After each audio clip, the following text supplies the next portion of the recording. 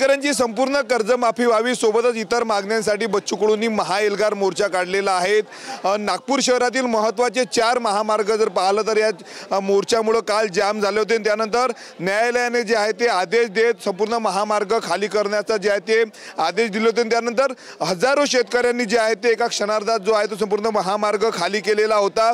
पोलिसांना शरण जाण्यासाठी संपूर्ण कार्यकर्ते आणि शेतकरी गेलेले होते। दुसरीकडे मध्यरात्री मोठ्या प्रमाणावर पाऊस आल्याने एका मंगल कार्यालयामध्ये या ठिकाणी कार्यकर्त्यांची आणि शेतकऱ्यांची व्यवस्था केलेली आहे। दुसरीकडे सर्व शेतकरी नेते बच्चू कडूंसह सर्व शेतकरी नेते मुंबईला बैठकीसाठी गेले असताना दुसरीकडे मात्र राज्याच्या कानाकोपऱ्यामधून पुन्हा एकदा शेतकरी आणि कार्यकर्ते जमण्यास सुरुवात झालेली आपण दृश्यांमध्ये बघू शकतो। सामाजिक संघटनांच्या वतीने या ठिकाणी आलेल्या शेतकऱ्यांना जे आहे ते नाश्त्याचं वाटप केलं जात आहे। शेतकरी काही आहेत आपल्या सोबत, काय सांगणार तुम्ही, कुठून आलेले?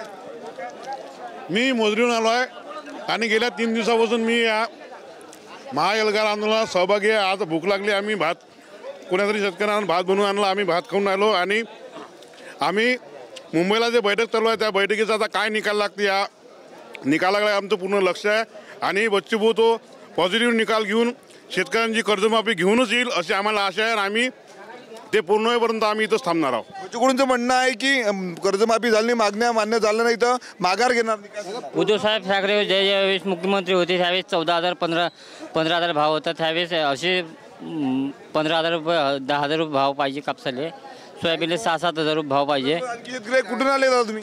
आम्ही वायफळून वर्धा जिल्ह्यातून आलो आहे। त्याचं एक म्हणणं होतं बच्चू कडूंचं साहेबाचं असं म्हणणं होतं की आम्ही पूर्ण निकाल घेतल्याशिवाय येणार नाही असं त्याचं म्हणणं होतं।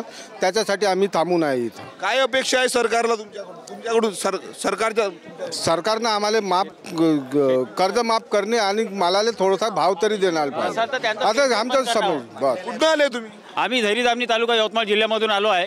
बच्चू भाऊच्या प्रेमाखातर आम्ही आलो आहे। शेतकऱ्यांचा प्रश्न उपस्थित केला त्यांनी आणि आमचा जो काही प्रश्न उपस्थित होता आणि आमच्या जीवन मारण्याचा जो प्रश्न आहे शेतकऱ्यांच्या संदर्भात आणि निसर्ग कोपला आहे, शासनसुद्धा कोपलेला आहे, यांनी दिलेले आश्वासनं पूर्ण केलेले नाही आहे। म्हणून नितीनजी गडकरी, देवेंद्रजी फडणवीस साहेब यांनासुद्धा विनंती करण्यासाठी आम्ही या ठिकाणी आलेलो आहोत। दिवाळी अंधारात गेलेली आहे, तुम्ही निवडणुकीच्या संदर्भात वचननाम्यामध्ये दिलेले आश्वासनं परिपूर्ण करा। दिलेले आश्वासनच आम्ही मागतोय। तुम्ही कर्जमाफी देतो म्हटले, 7/12 कोरा करतो म्हटले, त्याच्यानंतर तुम्ही भावांतर योजना देतो म्हटले। भावांतर योजनेचा सुद्धा प्रश्न खूप मोठा गंभीर आहे। आज आमच्याकडे पुराव्यानिशी एक शेतकऱ्याचं हिंगणघाट कृषी उत्पन्न बाजार समितीमध्ये 300 रुपये सोयाबीन विकल्या गेलं, ज्याचा भाव आज 5,300 रुपये आहे। भावांतर योजनेअंतर्गत त्या फरकाची रक्कम आहे ती सुद्धा शासनानं द्यावं।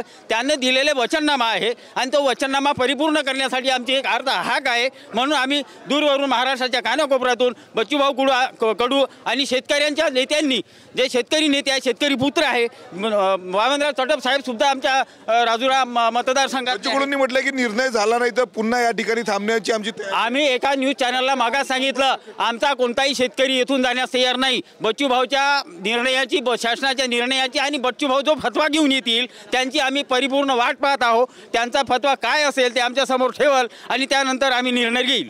बच्चू कडूंचा निर्णय अंतिम असं शेतकरी सांगताय। आपण बघू शकतो या ठिकाणी अशा पद्धतीनं आलेल्या संपूर्ण लोकांसाठी जे आहे ते जेवणाचं वाटप या ठिकाणी केलं जात आहे। पाऊस सुरू आहे त्यामुळं या खापरी परिसरातल्या 5-6 ठिकाणी जे आहे ते 5-6 मंगल कार्यालयामध्ये संपूर्ण या कार्यकर्त्यांची व्यवस्था करण्यात आलेली आहे। कुठल्याही क्षणी जे आहे ते आंदोलन उभं करू, मोठं करू असं बच्चू कडूंनी म्हटलेलं आणि त्याच पार्श्वभूमीवर आपण बघू शकतो लोक जे आहे ते शेतकरी जमण्याला या ठिकाणी सुरुवात झालेली आहे। खापरी पुनर्वसनचा संपूर्ण भाग आहे आणि या ठिकाणी आता राज्याच्या कानाकोपऱ्यातनं पुन्हा एकदा शेतकरी आणि कार्यकर्ते जमण्यास सुरुवात झालेली आहे। जोपर्यंत मागण्या मान्य होणार नाही तोपर्यंत नागपूर सोडणार नाही अशी भूमिका जी आहे ती या ठिकाणी आलेल्या शेतकऱ्यांनी घेतलेली आहे। कॅमेरामॅन निकेत दहातोंडेसह मी स्वप्नील उमप, TV9 मराठी, नागपूर।